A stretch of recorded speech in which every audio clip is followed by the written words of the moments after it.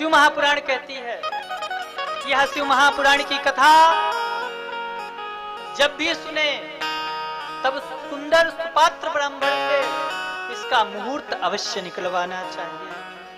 सुंदर पक्ष में, सुंदर तिथि में यह शिव महापुराण की कथा ब्राह्मण देवता द्वारा निकाले हुए मुहूर्त में इस पावन कथा का श्रवण लाभ प्राप्त करना चाहिए। साथ ही इस कथा में सुंदर वेदी आदि पूजन आदि की भी व्यवस्था करनी चाहिए। जैसा हमारे इस दुबे परिवार की इस कथा में भी बड़ी सुंदर वेदियों की स्थापना की गई है। ब्राह्मण देवता आदि पंचाक्षर आदि मंत्रों का जप करें, शिव महापुराण का पाठ करें, आदि आदि जप के माध्यम से ब्राह्मणों का भी वरण करना चाहिए। शिव महापुराण कहती है, शिव महापुराण की कथा कभी भी, ये शिव महापुराण कथा में लिखा है, कभी भी पगड़ी पहन के या टोपी लगाकर शिव महापुराण की कथा नहीं सुननी चाहिए। जो लोग श्रेष्ठ बनकर इस शिव महापुराण को सुनते हैं वह पाप के भागीदार होते हैं। और सुनो, कथा में यह शिव महापुराण की कथा कहती है, कभी भी कथा सुनो ना तो उसे एक आसन में बैठकर सुनना चाहिए। कथा में कहा गया है, अगर पैरों में कोई दिक्कत है, कोई तकलीफ है, तो आप आसन का सहारा ले सकते हो। परंतु अगर आपके पैरों में कोई तकलीफ नहीं है, कोई कष्ट नहीं है, तो कथा हमेशा भूमि पर बैठकर और सुख आसन में पर बैठकर कथा सुननी चाहिए। पहले आसन सिद्ध करना चाहिए।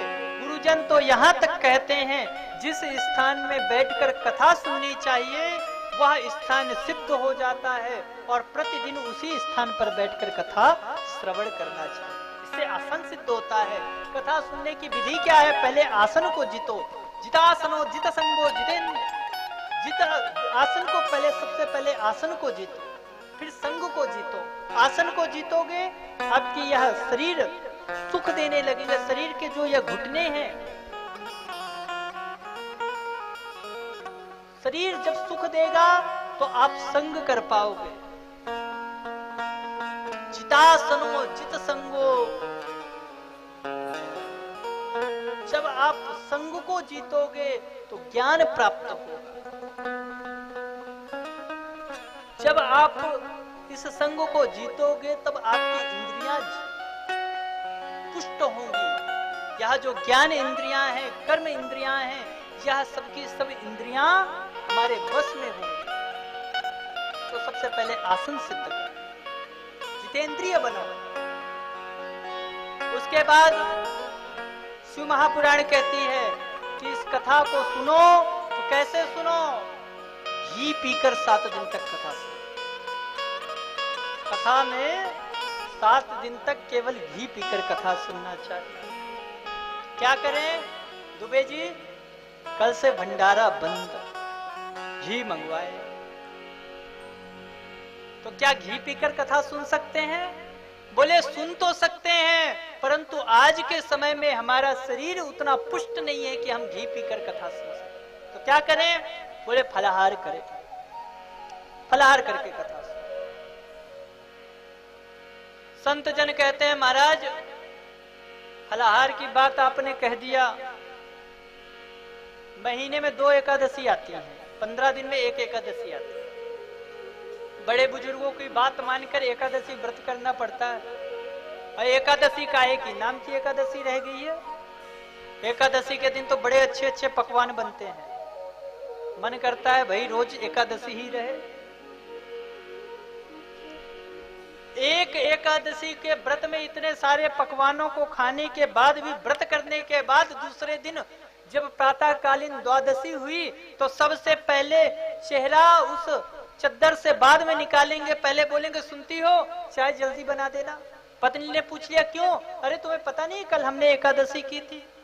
तो एक एकादशी में ये हाल है तो 7 दिन तक कौन व्रत करके कथा सुनेगा? तो क्या करें? बोले जिस प्रकार मन लगे उस प्रकार करो। क्या मतलब? भागवत में भी वर्णन आता है, भोजनम भोजनम तुवरम मन्ने कथा श्रवण कारकम। एक दिन में आप कम से कम 5 बार भोजन करो या 10 बार भोजन करो या 100 बार भोजन करो, जिस प्रकार मन लगे उस प्रकार भोजन करो, परंतु क्या करो, कथा में विघ्न ना हो। मेरा ऐसा मानना है, शिव महापुराण भी कहती है कि पहले मीटिंग भोजन कम करो। कम करने से क्या होगा, आलस्य नहीं आएगी, नींद नहीं आएगी, निद्रा देवी व्यवधान नहीं डालेगी और कथा में मन लगेगा। इसलिए पहले मीटिंग भोजन कम करके आओ, फिर लास्ट में जब कथा के बाद जाओ खूब भरपेट खाओ और खूब मन लगा के सो, कोई दिक्कत नहीं। परंतु कथा में आने से पूर्व भोजन हल्का करो। इसीलिए संत जन कहते हैं फलाहार करना चाहिए। फल हल्का होता है, वो हमारे जीवन को, हमारे इंद्रियों को पुष्ट करता है, भगवान के भजन में मन लगता है, इसलिए भोजन हल्का करना चाहिए। साथ ही शिव महापुराण कहती है कथा को बड़ी श्रद्धा भाव के साथ सुनना चाहिए, श्रद्धा के साथ सुनना चाहिए, भक्ति के साथ सुनना चाहिए। सभी उत्सवों को, जिस प्रकार विवाह उत्सव होता है, विवाह में हम लोग जितने उत्साह के साथ सम्मिलित होते हैं, उसी प्रकार इस शिव महापुराण की कथा में सम्मिलित होकर पूर्ण उत्साह के साथ, भक्ति के साथ इस कथा में सम्मिलित होते हुए कथाओं की चर्चा में गोता लगाना चाहिए। शिव महापुराण के लिए वैसे शास्त्र में कहा गया है कि जिस दिन से शिव महापुराण प्रारंभ हो जाती है वही शुभ मुहूर्त हो जाता है। निष्काम भाव से की गई शिव महापुराण के लिए कोई मुहूर्त देखने की आवश्यकता नहीं होती, पर जब हम सकाम या संकल्पित शिव महापुराण की कथा सुनते हैं तो उसमें नियम और मुहूर्त का विचार करना चाहिए। शिव महापुराण की कथा अगर तीर्थों में होती है, शिवालय में होती है, देवालय में होती है, तो इसका पुण्य कई गुना बढ़ जाता है। परंतु शिव महापुराण अगर अपने घर में करा सकें, अपने दिल्ली के अंदर करा सकें, अपने प्रांगण में करा सकें, तब भी यह 1000 गुना पुण्य देने वाला होता है।